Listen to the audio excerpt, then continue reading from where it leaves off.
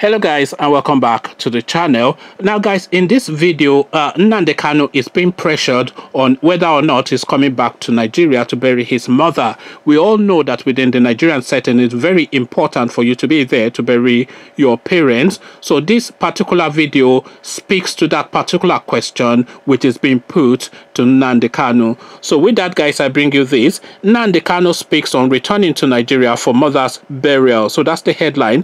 Nnamdi Kanu speaks on returning to Nigeria for mother's burial. So now let's see what transpires here. Leader of indigenous people of Biafra IPOB, Nnamdi Kanu, has finally spoken on alleged intentions to return to Nigeria for his late mother's burial. Nnamdi Kanu lost his mother in August 2019, but only announced her demise recently. He accused the Nigerian military of being behind her death, claiming she was traumatized by the military's Operation Python dance that led to the death of several members of the group. Below are excerpts of Kanu's interview with Voice of America. So now we go into the question and answer session that Kanu had with the Voice of America. So Voice of America, this is the question that was put to him. So Voice of America, recently some monarchs petitioned the government to allow you come back and give your mother a befitting burial. What is your stance on this? So now here's Kanu's response.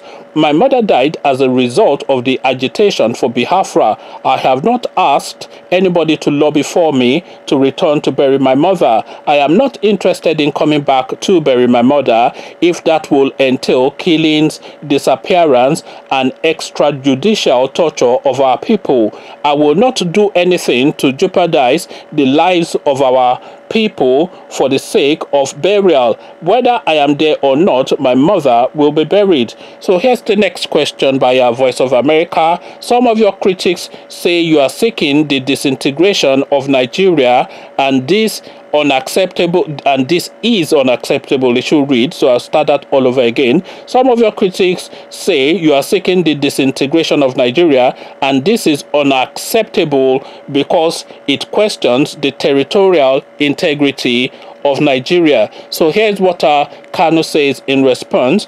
The question is, who created Nigeria? Nigerians did not create Nigeria. The British did. We keep forgetting that Nigeria is just an artificial creation.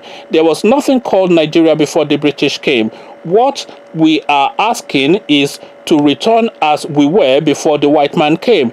The name Nigeria does not mean anything. It is only a pet that you will give a name and it will answer without question. By accepting that name Nigeria, what we are saying is that we are incapable of creating a civilized society ourselves. So now this is the question and answer session that Nnamdi Kanu had with the Voice of America, but the real takeout, of course, was the question about his mother, because you will recall that a while ago some Igbo monarchs were trying to petition the Malam Buhari regime to allow him a window of opportunity to come home to bury his mother, but then of course Nnamdi Kanu has now rejected this. And you will recall that some of the main gripes that Buhari had with Dasuki was that Dasuki held him in detention when his mother died, and he was not allowed to give his mother a befitting burial. So now this thing that is now using to hold Dasuki outside of the law is the same thing that is now using against now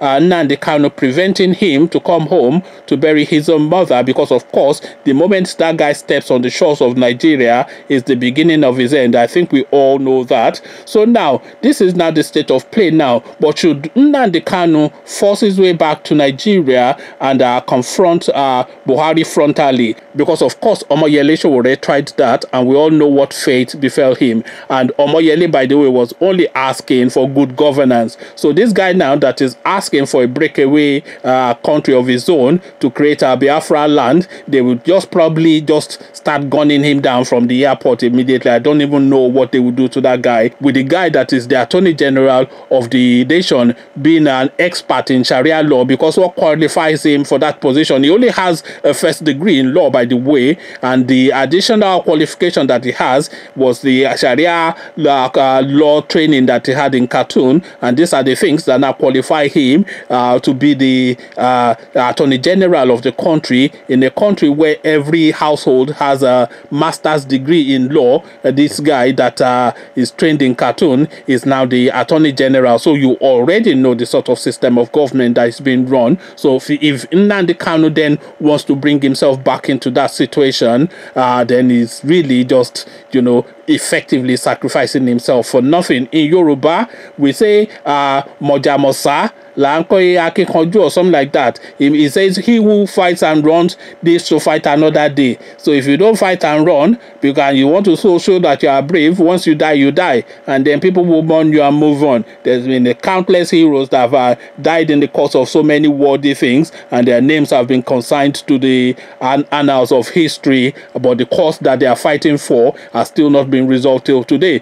So now, how now this Nnamdi Kanu positions himself is the latest intrigue in this Igbo leader journey in life, and how he has positioned himself is to say, look, my mother, his mother that is already dead, and there's no need for him to be there. He's there with her in spirit. And by the way, I also agree with the reasons that he gave, because if he comes to Nigeria, they will try to take him, and if they try to take him, his people will try to protect him, and if his people try to protect him, of course, then we already know what the Malam Buhari and the Janjaweed soldiers that he has assembled will do. They will just be a massacre, really, and any breathing thing is just gone down in that process. So really, he already knows what will happen. So really, there's really no need for him to be there.